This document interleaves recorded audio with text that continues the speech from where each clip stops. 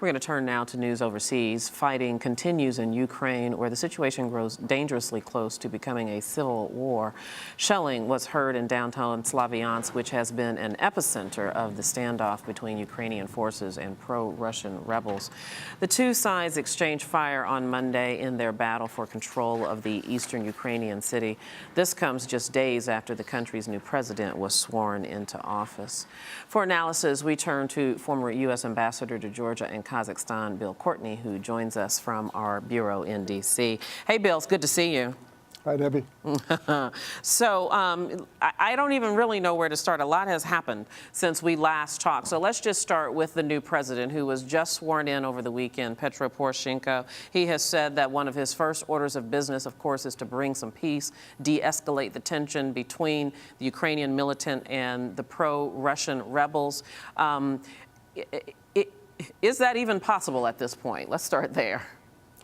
It probably is possible. Today, you probably know that the Ukrainian Foreign Ministry announced that there had been some progress, what they call mutual understanding, on several aspects of President Petro Poroshenko's peace plan, if you will, which the Organization for Security and Cooperation in Europe is mediating between Russia and Ukraine. And those talks are taking place in Kiev. The fact that there is some progress there is helpful.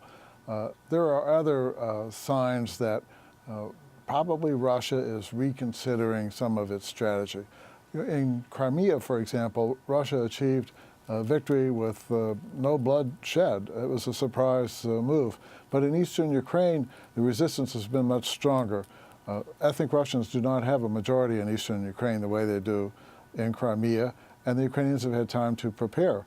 Poll after poll shows that most people in eastern Ukraine want to stay in Ukraine. This makes it hard for the Kremlin to achieve what it wanted, was a popular uprising in eastern Ukraine after its military intelligence and special forces folks led takeovers of key government buildings in eastern Ukraine and the two key oblasts of Luhansk and Donetsk. That didn't happen. That popular uprising just didn't occur. So now it looks like President Putin is backtracking a little bit. President Poroshenko is taking advantage of this by continuing the anti-terror campaign in eastern Ukraine, but also offering a broad strategy for political reconciliation that will include more decentralization of Ukrainian governance. And speaking to the point that you just made, that perhaps the Kremlin was counting on this popular uprising that just simply hasn't happened.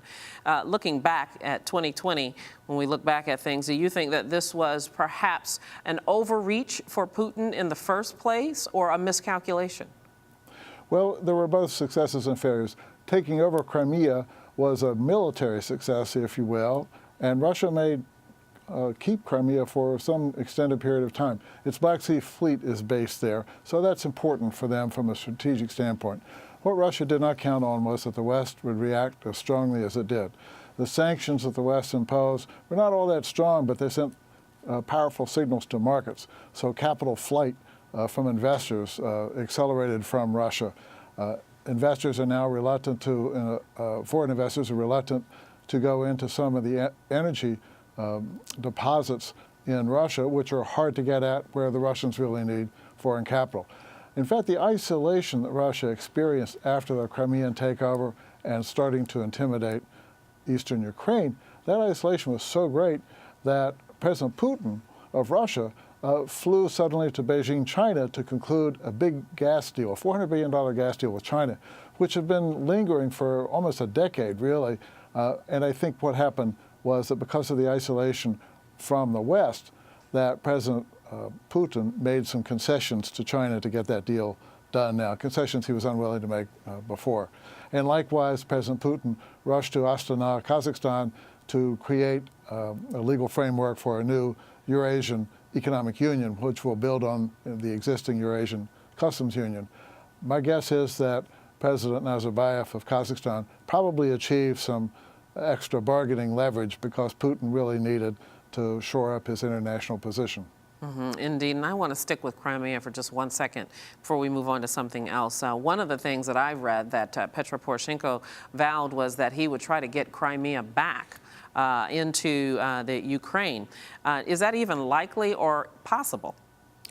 He really said that Ukraine would not recognize the Russian takeover and that someday they were going to get it back. But at the same time, he's not misleading people, implying that they're going to get it back anytime soon. That, for the Russians, will be a strong sticking point. It's going to take a long time for Crimea to come back to Russia, and it's probably going to take the development of some kind of democracy in Russia for that to happen. But right now, Russia is going in the opposite direction. President Putin is taking Russia in a more and more authoritarian direction, relying more on populist and even xenophobic rhetoric and activities at home. So the likelihood that Crimea will come back to Ukraine sometime soon is not great, and that means the West is probably going to continue some significant sanctions on Russia as a result. And finally, before I let you go, it seems, at least in the media, in the conversations that have been bubbling up in the news media, we haven't heard much about increasing sanctions recently. G7 met when the president was on a tour of Europe. Why not? Well, I think the West wants to see what is the impact of the sanctions that the West applied earlier. They want to give a little bit more time for the sanctions to run. Secondly, they want to see whether at this point in time, the Kremlin is willing to back off a little bit. The Kremlin is pulling back several tens of thousands of its soldiers that were poised in the Russian area close to eastern Ukraine. Is pulling those back. There's still a lot of forces there, though. So I think the West wants to see how this plays out. But if Russia continues supporting these military intelligence and special forces folks who are Russians in eastern Ukraine, then the West will ramp up sanctions. Okay, we'll leave it right there for now. It's always a great pleasure and enlightening to talk to you. Bill Courtney, thank you so much. Thank you, Debbie.